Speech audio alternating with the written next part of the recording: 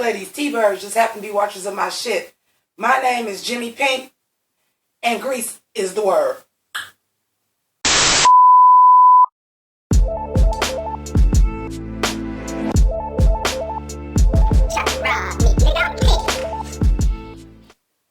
So, happy 40th anniversary to Grease. For those that you are new to my channel, y'all just heard me say Pynk ladies, Tbirds. That's what I call my followers. So, obviously, I have a huge investment in the movie Grease. So, if you don't mind, I'm going to get into character. I'm going to have me a beer and a ciggy butt. And I have a few categories to go through because the hot topic keeps becoming, which film is better, Grease or Grease 2? I personally think Grease 2, but I have some categories that we're going to go over right now and try to figure out which one is better. So the first category is the protagonist. We have Grease 1, Danny, versus Grease 2, Stephanie. Now, I know what you're saying, like you put the guy against the girl. Well, the parallels of the movie are so similar. It's just a gender swap that some of the categories are probably not going to be who you think it is. But the protagonist, our main character, is Danny versus Stephanie. Danny meets Sandy on the beach, doesn't want to tell his friends about her, lies on his dick, and says they was banging, she was great, she was so hot, all this stuff, because she was supposed to go back to Australia. She didn't. Cue the bullshit. So now he's being a dick to her because he has this reputation of being this cool guy and she's a square. He's a dick to her. He cock blocks her when he has another guy trying to date her. And then ultimately he decides to run track and abandon his group for this woman after graduation school. Stephanie the Zanoni, on the other hand, female, obviously, never really changes who she is. Sure, we get the first scene where she wears pants on the first day of school and somebody kind of looks at her funny and she goes and puts on a skirt. But for the most part, she's very straightforward about what she wants. This is what I want. I want a biker dude. I'm not with the kid bullshit. You're a square. But eventually she learns that Michael is a nice guy, but she still has her fetish for the bad boy in leather, because who doesn't? But ultimately, at the end of the film, she doesn't change herself for anybody. She just grows as a person. First round, Stephanie the Zanoni, Grease 2. Next, we have the foreign love interest. So for Grease 1, we have Sandy, and for Grease 2, we have Michael. Hello to Michael Carrington. Well, of course, Sandy is iconic. Okay, Olivia Newton-John can do no wrong. Sandy is iconic. She's the good girl where you root for her to do better. But she still ends up with this dude after she completely just decides to completely change who she is to get this man. Michael does the same. However, Michael's is a progression. Michael comes, he's himself, British, proper. Oh, I like this girl. This is what it's going to take for me to get her. So he changes himself too. However, not fully, because he was also being Michael. He was basically doing the Jim Jericho shit. Hashtag check out my Jim and Holograms reviews. But he was basically doing the Jim Jericho. So he was still being Michael while he was learning how to ride this motorcycle. And eventually he gets the girl, and the girl is so ecstatic that he's the same person because she has grown to actually like both of them. Foreign love interest, Michael, Grease 2. Next, we have the Pynk ladies. Oh boy, this is going to be a good one. So we have, of course, our original Pynk ladies from Grease 1 and our second round draft picks from Grease 2. I think y'all already know the answer to this. Grease 1, hands down, because one major thing. In the second one, the Pynk ladies are T-Bird chicks, at least till grad. I'm sorry, this movie only takes place 2 after the first one. That was never one of the rules. The Pynk ladies just happened to be friends with the Tbirds, but they weren't exclusively hanging out with just the Tbirds all the time. And it was more so that Danny and Rizzo, who used to be a couple, were the leader of these groups. So they ended up all starting to like hang out together and be friends together. There was no implication that the groups were specifically you had to be dating a T-Bird in order to be a Pynk lady. And for that being said, I always wonder, so who was Paulette dating before Johnny and Stephanie broke up? Davy? The one that ain't even got to bite, the little one? Girl, bye. Grease 1, hands down, winner. Let's talk about the leaders of the Pynk ladies. So we now have Rizzo from Grease 1 versus Stephanie from Grease 2. Lord, this was like Sophie's choice for me. But I had to break it down. Rizzo, though the epitome of cool, she was a hater. She was a bully. She was a hoe.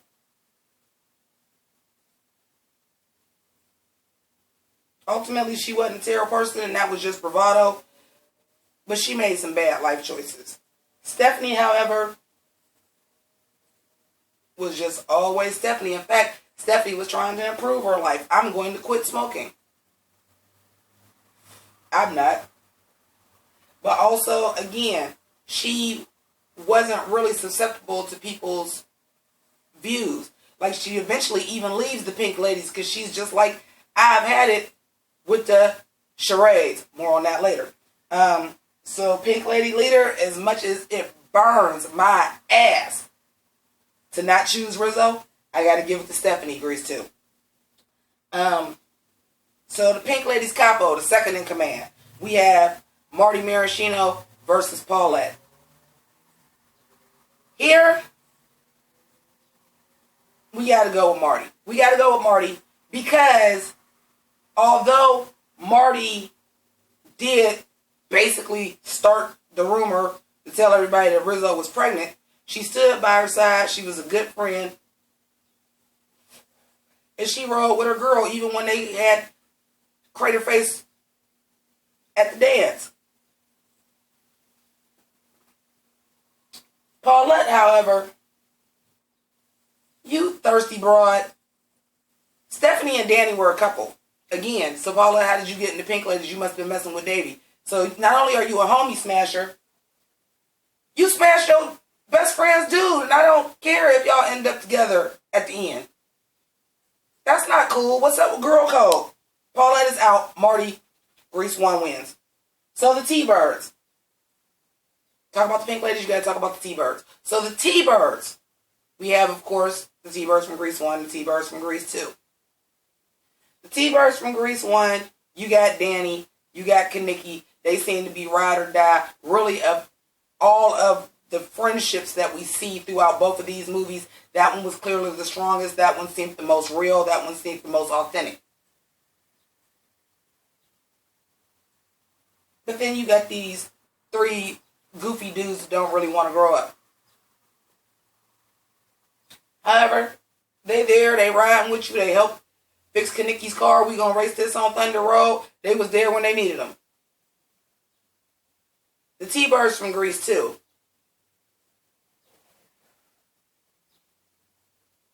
They seemed a little soft. They seemed a little bit soft. For example, when the Tbirds was gonna fight, they was ready to go. They was ready to go. Even the goofy ones was ready to go. We gonna get them. And at the very least, we felt like Danny and Kaniki was about that life, especially Kaniki. It very much seemed like if it was going down, they wasn't scared. They wasn't gonna punk. They wasn't gonna punk out. The ones in Grease 2, softer than baby shit, man. Then y'all supposed to be a motorcycle gang, and one of y'all don't even got a motorcycle. He riding sidecar. Where they do that at? And it ain't like he was a menacing presence. I mean, I question, was he even a senior? Point. Grease 1's Tbirds. Now let's go into the leaders. So we now have Danny versus Johnny Nagarelli.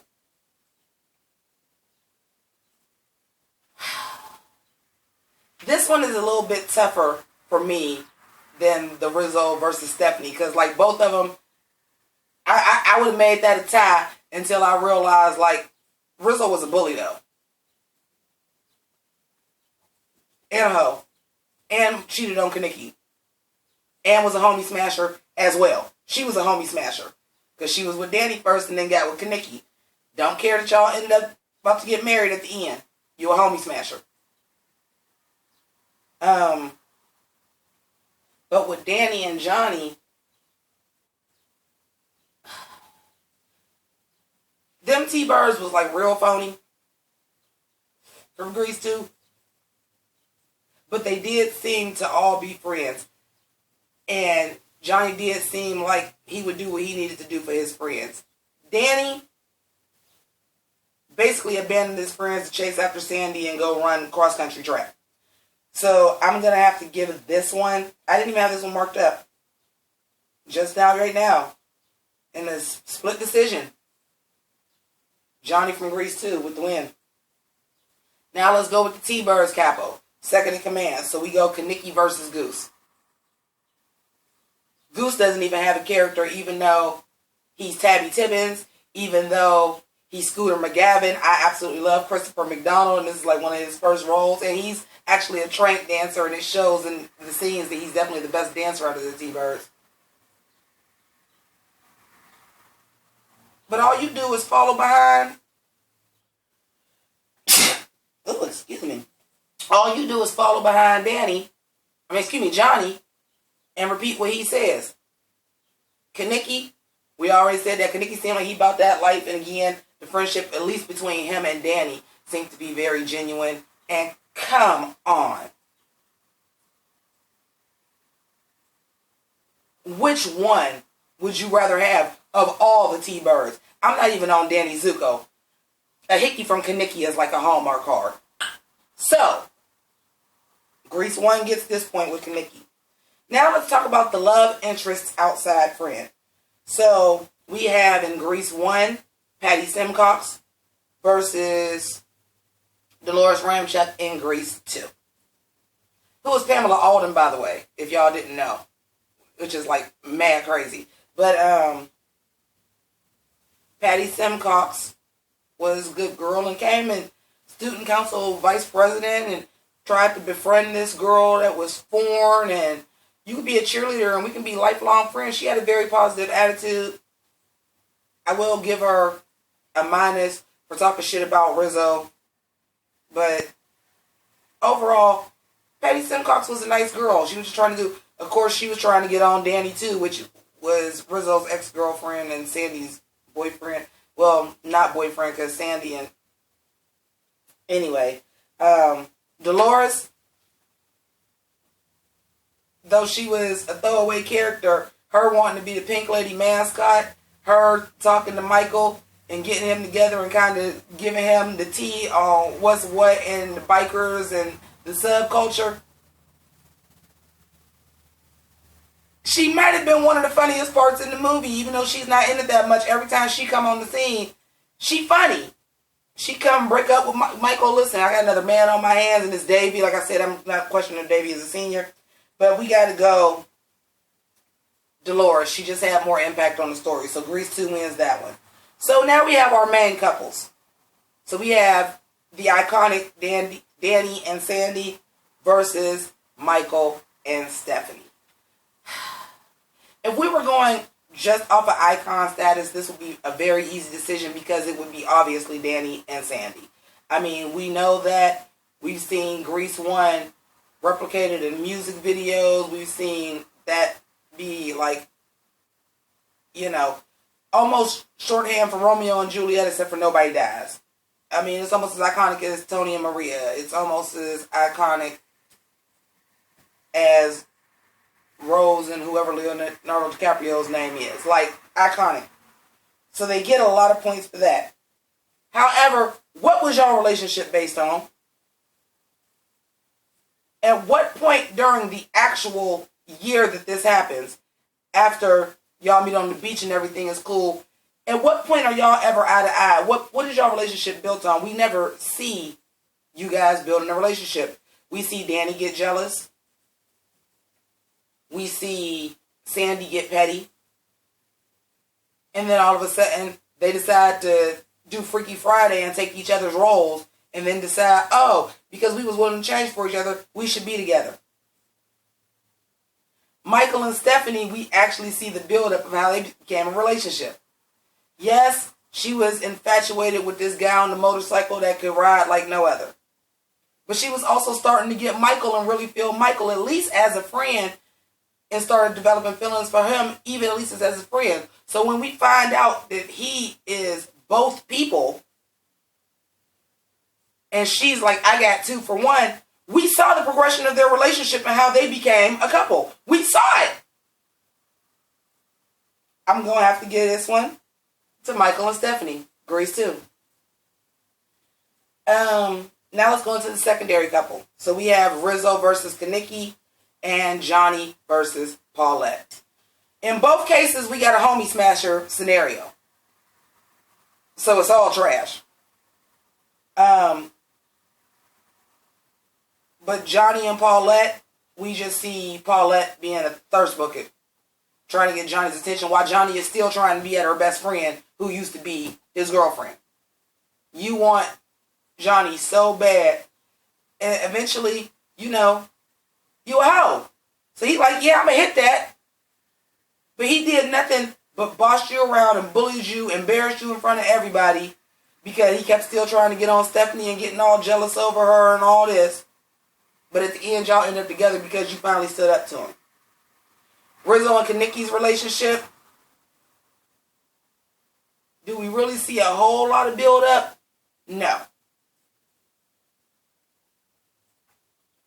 But they're just better characters.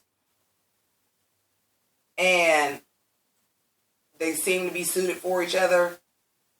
And even though we don't see a large development as far as their relationship, except for, the heartbreak of him finding out that the pregnancy wasn't his, and then finding out she's not pregnant, proposes to her. So they about to get married. At the end of the day, I just think we root for Rizzo and Kaniki more. So point Grease 1. Now let's talk about some of the songs. So let's go with the female lead solo song, which is Hopefully Devoted to You for Grease 1 and Cool Rider for Grease 2. Y'all gonna think I'm crazy because I'm hands down giving it to Grease 2, Cool Rider. Let me explain myself. Hopelessly Devoted to You is a great song. It was written specifically for the movie because they knew they had Olivia Newton-John. That sold soundtracks. That placed on Billboard lists, whatever, what have you. And of course, Olivia Newton-John sings it to perfection because it's fucking Olivia Newton-John. However, it doesn't really move the plot forward, does it? She's just singing about, oh, I really like Danny though. I think I might love him. I really like him. Nobody's around to hear it. It's just an inner monologue. Which is fine when you have your female solo song to be that, or your I Want song, if you will. Or I Am song, whichever one it is. Well, that's an I Am song. Cool Rider is an I Want song. But let me tell you why I give it to Cool Rider. First of all, that's the iconic part of the movie. Agrees too. Cool Rider is the iconic part of the fucking movie. That's what everybody remember. Her having on her pink lady's jacket, flipping it inside out. It was black leather. Michelle Pfeiffer danced around on top of that ladder. And again, she wasn't playing no game. She was letting Michael know, you keep trying to hit on me. Let me let you know what it is. You can never get this. You can never have this because I am what? Sickening. And you can never have this because this is what I want. That ain't you. Now, of course, eventually she grows to like him and she gets the best of both worlds. I understand that. That song moved the plot. We don't even have a plot to Grease 2 without that song. If she doesn't sing this to Michael, we never get the Michael that ends up with her at the end. Cool Rider, point Grease 2. So let's go into our male lead solo songs that I hate both of, which is Sandy by Danny from Grease 1 and Charades by Michael in Grease 2. I hate both of these songs, I really do. But Sandy, she walked out on him because he was trying to get the puss. She wasn't having it. So he starts now singing this song that he's sad because she walked out on him.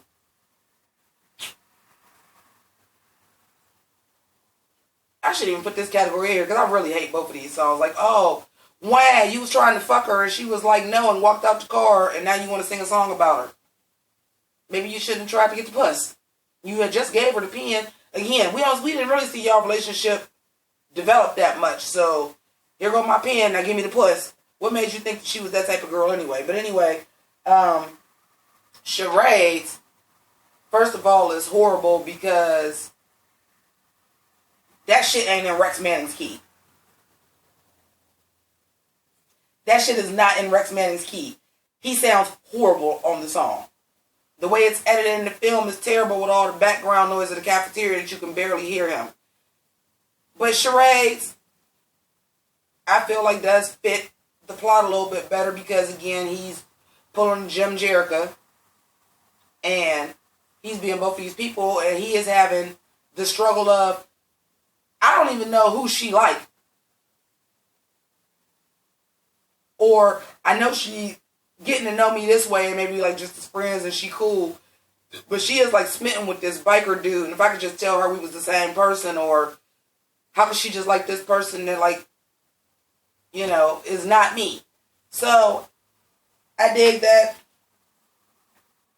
But I still got to give it to Sandy because Charades is just out of Rex Manning's range. It sounds bad. Plus it drags the movie down. So slow paced. Going into another musical number, we're going to call this the Heavenly musical number. So it's Beauty School Dropout from Grease 1 versus Turn Back the Hands of Time in Grease 2. So Grease 1, this is a figment of Frenchie's imagination. She wished she had a teen angel like Debbie Reynolds and Tammy. She envisions Frankie Avalon. The number is good. It's funny. It's got the other like pink ladies in it. It's good. It's great. It's an iconic moment of the movie. Grease 1 literally does have more iconic moments, but it's great. Grease 2 and Turn Back the Hands of Time, where Stephanie is singing this song that we thought might have been non-diegetic, but it's actually diegetic. For those of y'all that don't know what that means, diegetic means that in a movie, film, musical, but something that's musical, when somebody is singing, it's actually part of the plot, versus non-diegetic, which is just like a fantasy or just a one-off, don't have nothing to do with nothing because it's a musical number. So Turn Back the Hands of Time seems like it's diegetic because they're doing The Girl for All Seasons. She busts out, she starts singing it. I don't know who changed the piano music and why this is happening. This is why I said it's diegetic, but it seemed like it would be non-diegetic. So then she's fantasizing Michael, who she doesn't know is Michael, in like this gold leather suit, all the white heavenly smoke and everything. And he's actually singing back to her. There's a monologue part where they're talking back and forth to each other. Then we cut back and she's on the stage, crouched down. Thunderous applause. Was Michael back there singing because he was at the talent show playing the piano? Was he back there with a microphone singing the other part and she just thought it was in her head? It's fucked up. Point. Beauty School Dropout, Grease 1. Let's go into the Tbirds musical number. So we have Grease Lightning versus Prowlin'. I personally love Prowlin', okay? Like, word for word, dance move for dance move. I absolutely love it.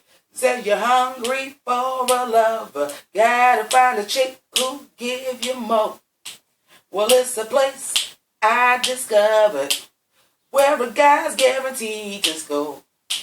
I'm gonna show you cats some action like you never seen before. I'm sorry, I'm getting into it. I told you I love crawling. But I have to be a fair judge here. Y'all know point go to Grease Lightning. I don't even got to explain it. You know the point goes to Grease Lightning. Iconic. And Prowling ain't holding a candle to it because, again, is this song diegetic or non-diegetic? Because this is the song that y'all perform at the talent show and y'all are rehearsing, but when y'all first start, it's after y'all get in the fight with the Pynk ladies and y'all talking about going to the grocery store and pick up some loose women. Great number, has nothing to do with the plot. Grease Lightning is also a great, it barely has something to do with the plot. It's just a better number, hands down. Grease Lightning. The final production set piece. So we're going to Carnival versus the Luau. Obviously, as far as the set piece, the Carnival looks better. We got a lot going on at the Carnival. We got a lot going on at the Luau, too. However, the only reason for them to be in the Carnival in Grease 1 is for Kaniki to see Rizzo on the Ferris wheel and him telling her to get off because she ain't supposed to be on it pregnant. He says it's not pregnant. Other than that, there's no reason for it to be a carnival except for a set piece to dance around. The luau is also a set piece just for them to dance around. However, the king and queen of the luau is a plot point. Kinda. It's very convoluted because at first it was a talent show and you got people that are in groups, but then the winner of the boys division and the girls division become the king, queen, and the luau. Okay. Could just convince myself I didn't have that decided, but just now Carnival Grease 1. Because that luau was fucking stupid. A rock-a-hula luau. Okay. Finally, we're going to go into overall watchability. Because both of these movies, anytime they're on, I will drop everything and sit down and watch them. However, whereas Grease 1 is a functional musical, and it's a lot of fun, and it's iconic, and we all know of it, Grease 2 is the train wreck you can't look away from. It is the Room of musicals. I'm not even joking. If you like stuff like The Room or Troll 2, like, get into Grease 2. It is one of the best, worst movies of all time. It is a fucking train wreck. But it's so good. And it's Michelle Pfeiffer's first movie. Come for the train wreck. Stay for the witness of the rise of Michelle Pfeiffer. Also, I feel like the choreography in Grease 2 was actually better than the choreography in Grease 1. They didn't know how to shoot it. The cinematography sucks. But the choreography was actually better. I don't know, just for me, even though I love them so much, I feel like the message of change yourself for a man to get the man is booty cheeks, whereas in Grease 2, it's don't change yourself for a man, and when you find the right man, he'll find a way to get to you. Boom. I gotta say, overall watchability, like if you've never seen Grease 2, you have to. It is the gift that keeps on giving because every time you watch it, you will find more jacked up stuff in it. But you just can't look away. Like, it's horrible, but in the best way. Like I said, it's like The Room. So, tallying up the points here, Grease 2 won. So, there's that. I want to know what you think. Comment below. Let me know. Again, today is the 40th anniversary of Grease, so thank you to my Pynk ladies and Tbirds for subscribing to my channel. The Strive for 5 is still going, so like, share, all that stuff. If you're not a Pynk lady or a Tbird, that just means you're not a member of the House of Grease. Get on down there, click the subscription, as well as the notification bell, so you can see when all of the rest of my reviews are out. Let me know how you feel about these comparison videos. It might be something I look into doing again if you guys liked it. To my patrons, as well as my PayPal JImmiPynk.me donation people. I want to thank each and every one of you guys for continuing to help with the channel, because you guys did buy, well, you guys bought the wardrobe for this video. So thank you. But not only that, it's the fact that people actually do even care enough to support me. That means everything in the world, even though I do actually need financial help as well. So thank you so much. So with that being said, insert my tagline here, and I wonder where that came from. Keep it greasy. Deuces.